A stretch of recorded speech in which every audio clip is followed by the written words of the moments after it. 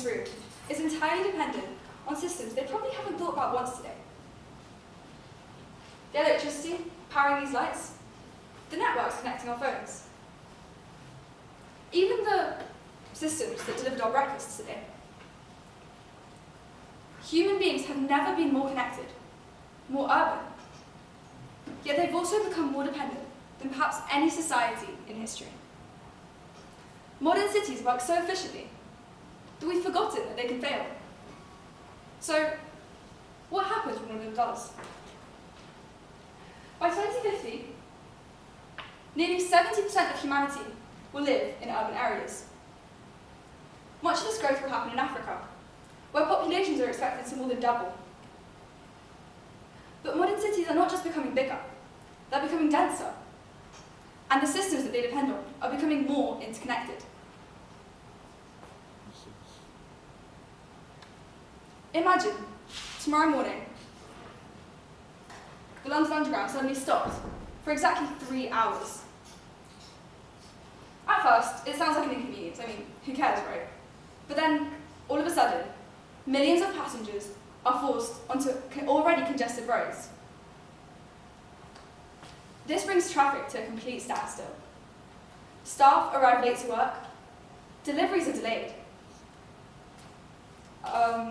businesses lose revenue, and even hospitals fail to get enough staff through their doors, which delays patient care.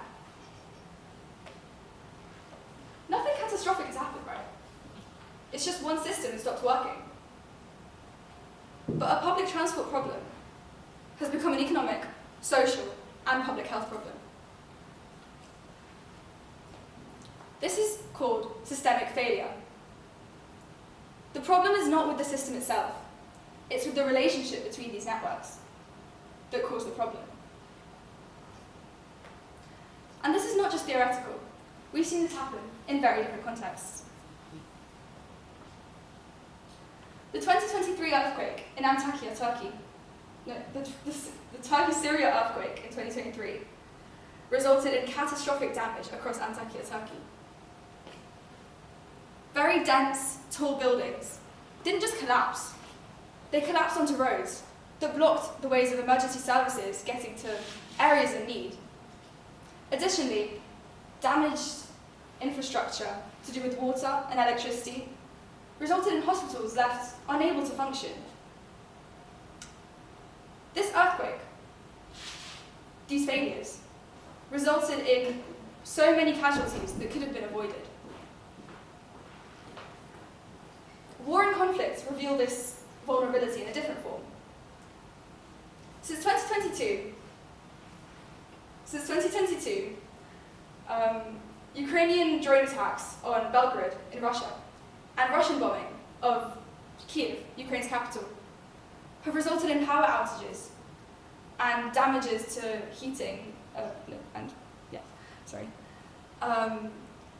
power outages that resulted in many lives becoming a lot harder over that period of time.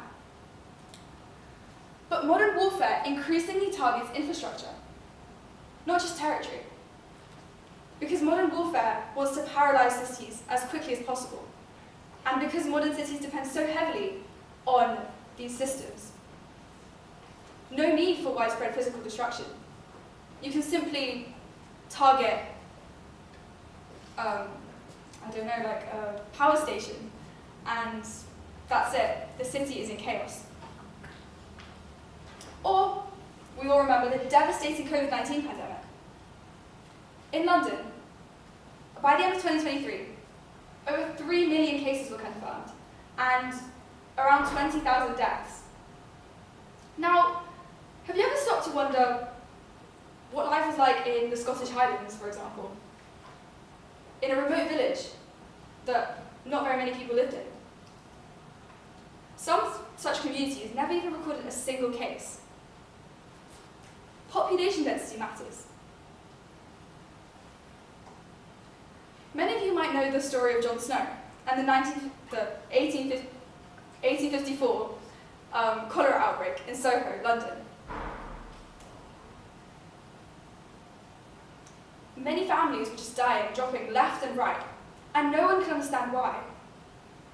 People believed that it was because of the bad air. But John Snow was not convinced with this accepted theory at the time. John Snow was not convinced. He walked the streets, spoke to residents, and mapped the deaths, one by one. Again and again, it pointed to one water pump on Broad Street. And as soon as the pump handle was removed, the outbreak began to subside. So, what did this tell us? John Snow's work not only was a major breakthrough in public health, it transformed public health, but it also showed us that cities concentrate the talent that allows them to solve their own problems. In countries such as India and Brazil, urban residents are more than twice as likely to hold a university degree compared to their rural counterparts. And this concentration of talent in cities is exactly what allows cities to solve their own problems. But perhaps the best example of this is Tokyo. I'm pretty sure Tokyo. But perhaps the best example of this is Tokyo.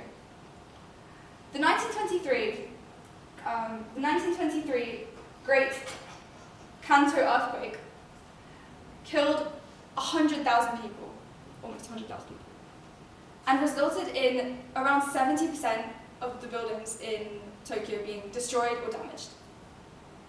Decades later, researchers at the Tokyo Institute of Technology asked a simple question: how can we prevent this devastation from happening ever again?